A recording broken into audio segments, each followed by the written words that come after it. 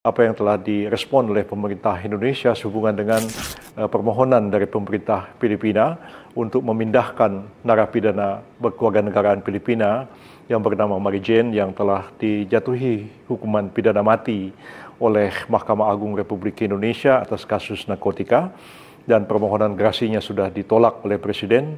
Begitu juga PK-nya telah ditolak oleh Mahkamah Agung Republik Indonesia, dan sampai sekarang yang bersangkutan ada di penjara Yogyakarta menunggu pelaksanaan dari hukuman mati yang tertunda beberapa tahun yang lalu.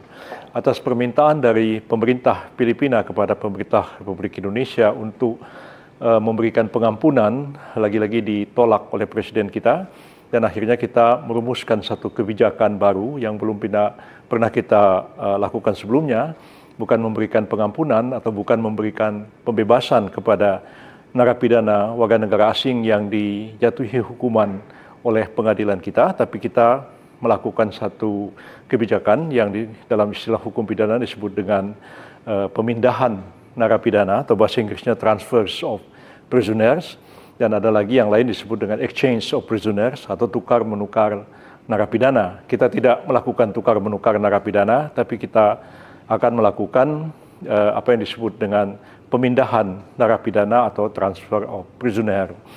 Apa yang dikatakan oleh Presiden Marcos hari ini dalam statement beliau mengatakan kita dalam waktu tidak terlalu lama akan membawa pulang atau bring back her to the Philippines, artinya akan membawa pulang Mary Jane ke Filipina. Jadi bukan pembebasan, bukan pengampunan, tapi dikembalikan atau dipulangkan ke Filipina dalam status sebagai narapidana.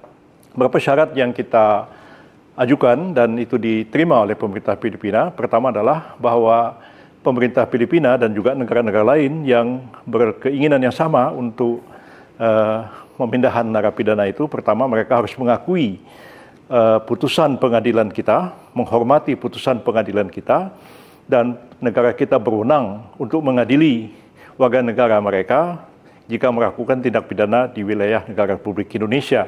Jadi mereka menghormati dan tidak mempersoalkan. Misalnya pengadilan kita memutuskan orang itu dihukum 20 tahun, dihukum seumur hidup, atau dihukum mati, itu mereka terima.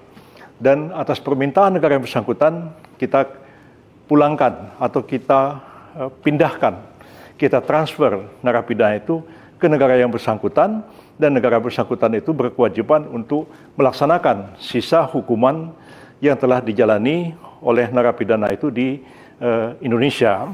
Jadi kalau misalnya orang itu dihukum 20 tahun, ya dikembalikan ke negaranya, sudah 15 tahun, 5 tahunnya dijalani di negara yang bersangkutan. Tetapi kalau sekiranya negara yang bersangkutan akan memberikan grasi atau akan memberikan remisi kepada narapidana itu, sepenuhnya kita serahkan kepada negara yang bersangkutan. Jadi tanggung jawab pembinaan terhadap narapidana untuk melaksanakan putusan pengadilan negara kita itu diserahkan kepada negara yang bersangkutan.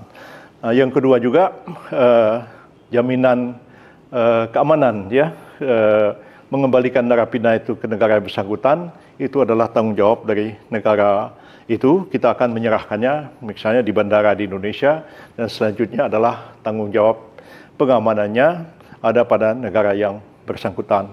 Di dalam kasus Mary Jane itu, ya, dia dijatuhi hukuman mati di sini. Seperti saya katakan tadi, kalau dia sudah dikembalikan di Filipina, ya nanti mungkin kita bilang, oh di sana dihukum mati juga. Nah, Filipina itu adalah negara yang sudah menghapuskan pidana mati di dalam KUHP mereka.